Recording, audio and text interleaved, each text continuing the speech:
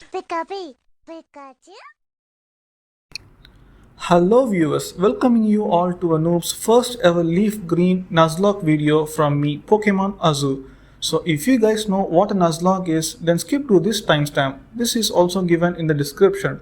So in short, the nuzlocke run is essentially a group of rules which a trainer should abide by to make the playthrough more challenging.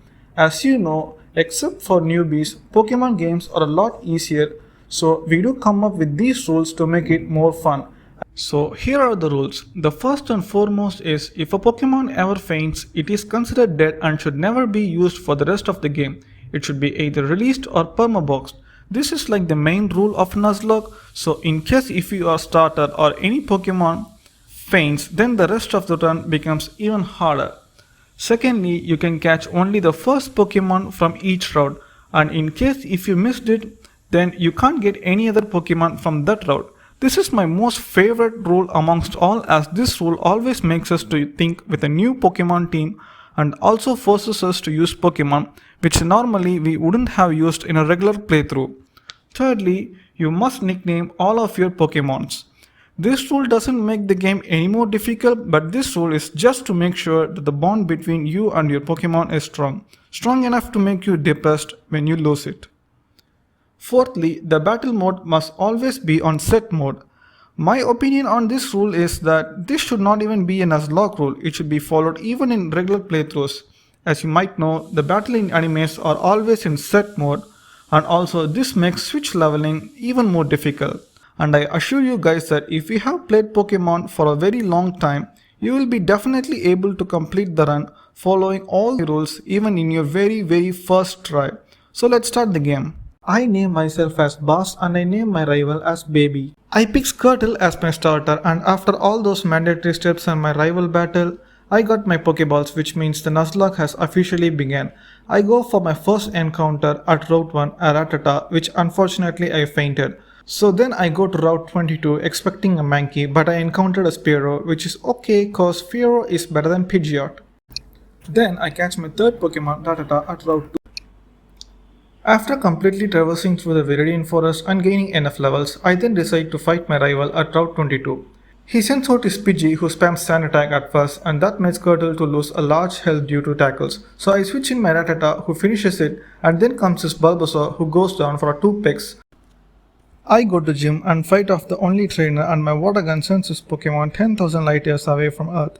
Then I face Brock, and as you expected, 2 water guns finishes off 2 of his Pokemons, and first batch acquired.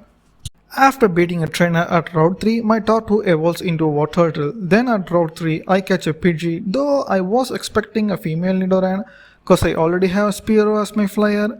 But anyways, I name him Chick, but then I realized it was a male. I then go to Mount Moon and catch my 5th Pokemon Geodude, whom I nickname Pebble.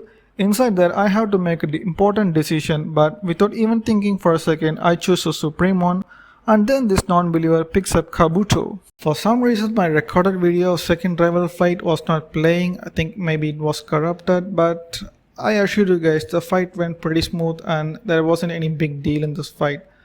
And while fighting the 5th trainer at Nugget Bridge, my burb dies. Man, I just thought my burb would Oko Mankey, but it didn't. Death count 1. And that makes Chick my main flyer. Now you remember how I said that I was wanting a Nidoran at Route 3 cause I already have a flyer? Well, I think that didn't age well. Then at Route 24 I catch a Bellsprout and named it Banana. Well, here I was expecting an Abra, but it was way too against our odds. So I was happy with my Banana because he's an important part of our team, because he's going to be the only grass Pokemon in our team for a pretty long time. Then at Route 25 I caught a Caterpie and named it Runner. I was still expecting an Abra, but I am satisfied with the fact that Butterfly learns Confusion right now. Within a few minutes of grinding, my Caterpie evolves into a Metapod. Then upon further switch grinding with Chick, Runner evolves into Butterfree. Then I face Misty, who starts with Staryu, which is pretty easy to deal with. My Banana has a Sleep Powder and 2 Vine Whips finishes it up, without Banana losing even a single HP, so I decided to keep it up against Starmie since it does not know any psychic moves. But then on the first turn it outspeeds my Banana to use Swift, which takes more than half of Banana's HP. But also banana successfully put Starmie to sleep. I then used a couple of super potions on my banana cause I relied too much on it. Then I switched in my water turtle and thought of setting up withdraws as I expected AI to go to Swift due to resistance. But Starmie went for water pulses too, so I kept spamming super potions and then I did my worst blunder by sending in Chick. Honestly speaking, I did not know what I was doing at that point of time. I think I just shat my pants and that's it. I sent out Bellsprout again and again with the help of potions I finished up Starmie with Vine Whips. Honestly speaking, this battle was a very big mess. I just item spammed my way to claim the badge with very less to no proper strategy at all. Forget strategy, the main thing is that my team was very underleveled for that gym battle. I just went to gym like a normal playthrough by skipping the boring process of grinding and suffered heavily. And yes, of course, I placed my chick in grave. I then catch Meowth at Route 5 and named her Cap Kate, who goes straight into box with no battle importance at all. Then my Rattata evolved to Raticate, who is going to be very helpful in this point of game and falls back only after maybe the 4th gym. At Vermilion, I hook up a Magikarp using Old Rod and name it Never Give Up. And then I go to SSN to grab Cut and level up my Pokemon against their trainers. While doing so, my banana evolves into Weepinbell. After beating all the weak trainers, we go on to take our rival. As we all know, his Pidgeotto exists only to spam sand attacks. It does the same, and with Rock Throw's bad accuracy, I kept missing Rock Throws 4 times in a row and hit finally on the 5th turn, but it isn't enough to take down Pidgeotto as it survives with the Slither. And since Pidgeotto's HP is in red zone, I thought Baby would go for Super Potion, but he didn't, so I kept using Tackle, which has a better accuracy, and after missing it in the first 2 turns, Tackle finally KOs Pidgeotto. He then sends up his Ace Ivysaur, so I switch up with my Butterfree, who takes only a quarter of damage from Razor Leaf, which is its only damaging move. I use Sleep Powder on Ivysaur to give it a taste of its own medicine. Yep, if you have played against Ivysaur, that's what it does, relying too much on status conditions, and after that 4 confusions take it down and Ivysaur did nothing to us even though it woke up just after 2 turns. He then sends his Raticate. Once again I use same strategy, and after putting Raticate to sleep, I switch in with my own Raticate and Hyper Fang Okoset.